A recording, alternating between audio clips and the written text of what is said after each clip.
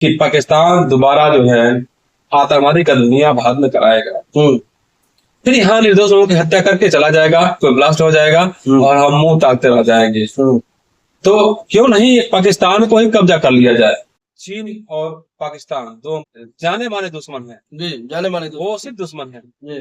ये कभी भी मौका पाएंगे तो भारत को नहीं छोड़ेंगे। भारत पाकिस्तान से 4 बार युद्ध हो चुका, हर बार इसी तरीके से उनको छोड़ दिया जाता है, जिससे आतंकवादी जो है उनके हौसले बुलंद होते जा रहे हैं।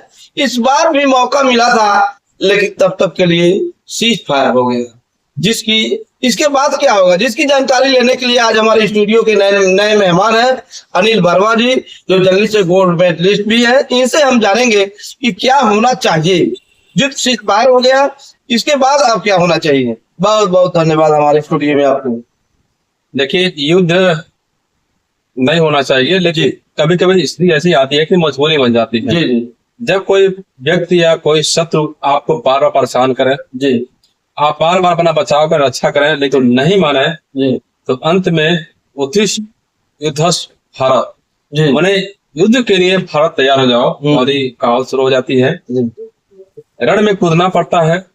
इस बार भी ऐसी नौबत आई थी। युद्ध के लिए पाकिस्तान ने उकसाया था। जी हमारे पहलगाम में आकर के आतंकवादी मार के चले गए हमारे देश के लोगों को जी, और हम जो है पाकिस्तान में अटैक किए, लेकिन निर्णायक मोड़ नहीं पा पाया।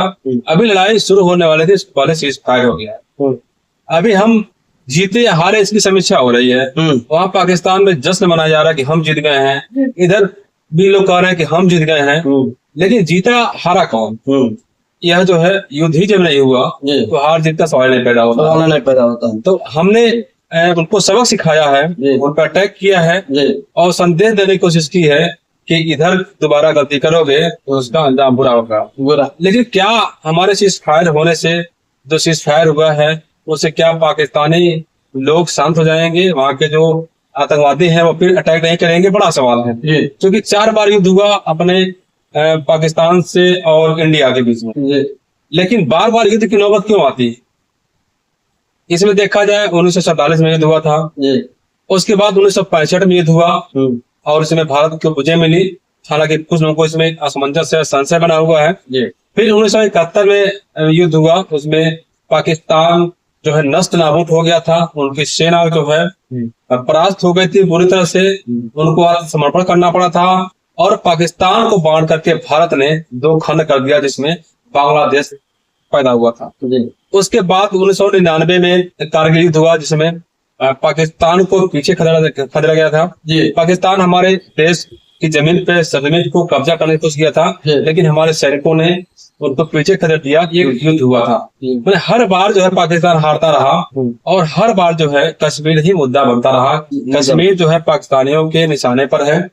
वो चाहते हैं कश्मीर को हम कब्जा कर लें, और जबकि कश्मीर भारत का है, लेकिन इसका हल अभी तक नहीं हो सका है। इसी वजह से शायद जो पाकिस्तानी है, पाकिस्तान की जो सेना है, पाकिस्तान के जो आतंकवादी हैं, वो लोग भारत को दुश्मन समझते हैं और इस पर बार बार अटैक करते हैं, चाहे आतंकवादी का दुनिया हो चाहे किसी अन्य माध्यमों से। लेकिन इस बार जो है पहलगाम में जो घटना घटी है, आतंकवादी आए और घुस के मार के चले गए, हम ताकते रह गए। हालांकि बाद में हमने अटैक किया, लेकिन जो आतंकवादी मार के चले गए उनको नहीं पकड़ पाए और युद्ध विराम हो गया। सवाल यह होता है कि जब युद्ध हुआ ही नहीं है तो विराम कहाँ से हो गया? विराम कहाँ से? छिटपुट घटनाएं, जवाबी कार्रवाई दोनों तरफ से होती रही। युद्ध तब होता है जब दोनों की तरफ से घोड़ा होती है, युद्ध का बिल्कुल बच जाता है। तो सवाल ये होता है कि हम अक्सर इस घटनाओं को आंखों के सामने देखते रहते हैं, हम बचाव करते रहते हैं और वो बार बार अटैक करते रहते हैं। निर्णायक युद्ध क्यों नहीं हो पाता है? हालांकि युद्ध एक बहुत बड़ा घातक होता है किसी देश के राष्ट्र के लिए। बहुत सारा नुकसान होता है, हमारे बहुत सारे सैनिक मारे जाते हैं, परिवार बिखर जाता है, परिवार पे मुसीबतों का पहाड़ टूट जाता है, किसी का मांग का सिंदूर जो है खत्म हो जाता है। तो बहुत सारी चीजों को देखते हुए युद्ध नहीं होना चाहिए। लेकिन बार बार जब पाकिस्तान अटैक कर रहा है, क्या गारंटी है कि हमने उस पर अटैक किया, उसके आतंकवादी ठिकानों को नष्ट किया? क्या गारंटी है कि वो दोबारा अटैक नहीं करेगा?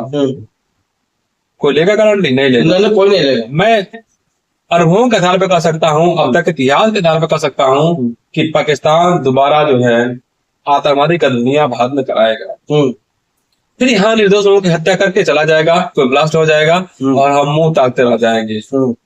तो क्यों नहीं पाकिस्तान को ही कब्जा कर लिया जाए, पाकिस्तान को नष्ट नाबूद कर दिया जाए। पहले वो भारत का हिस्सा था, पहले पाकिस्तान हुआ। जब गद्दाफी ऐसा कर रहा है तो उसको सबक मिलना चाहिए, सबक मिलना चाहिए। अंतर्राष्ट्रीय समुदाय में, अंतर्राष्ट्रीय देशों के बीच अपना जो है विश्वास कायम करके, आतंकवाद के खिलाफ मुहिम चला करके पाकिस्तान को सबक सिखाना चाहिए कि तुम गद्दाफी ऐसा करोगे तो हम ऐसा जवाब देंगे कि 7 पीढ़ियां तुम्हारी याद आएंगी और ऐसी आनंदिया गद्दाफी को करने में 100 बार सोचेंगे, फिर दोबारा नहीं कर पाएंगे।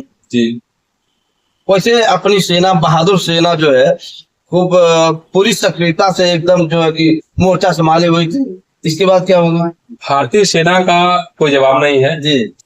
भारतीय सेना का पराक्रम पूरी दुनिया देख चुकी है। जी। इस पहलगाम की घटना के बाद जिस प्रकार से जो पाकिस्तान में आतंकवादी गतिविधियों को उनके ठिकानों नष्ट किया गया, पूरा दुनिया देखा इस चीज को। बस हिंदुस्तान की जो सेना है, इसका हौसला उत्साह बढ़ाने की जरूरत है। और जो सैन्य सेवाएं हैं, जो सैन्य उपकरण है, जो सैन्य हथियार है, उसको भारी क्षमता में बढ़ाने की जरूरत है और संसाधन बढ़ाने की जरूरत है, उसकी संख्या बढ़ाने की जरूरत है। हमें लगता है कि आने वाले समय भारत के लिए बहुत बड़ा खतरा हो सकता है, क्योंकि हमारा जो पड़ोसी है चीन और पाकिस्तान, दो जाने माने दुश्मन है। जी, जाने माने वो सिर्फ दुश्मन है। एक कभी भी मौका पाएंगे तो भारत को नहीं छोड़ेंगे।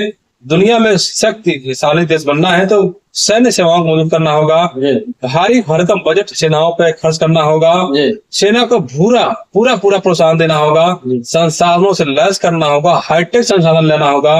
और इस तभी जो है भारत से दुनिया डरेगी। और जो कहते हैं ना मोदी जी, हमारा डंका पूरी दुनिया में बज रहा है।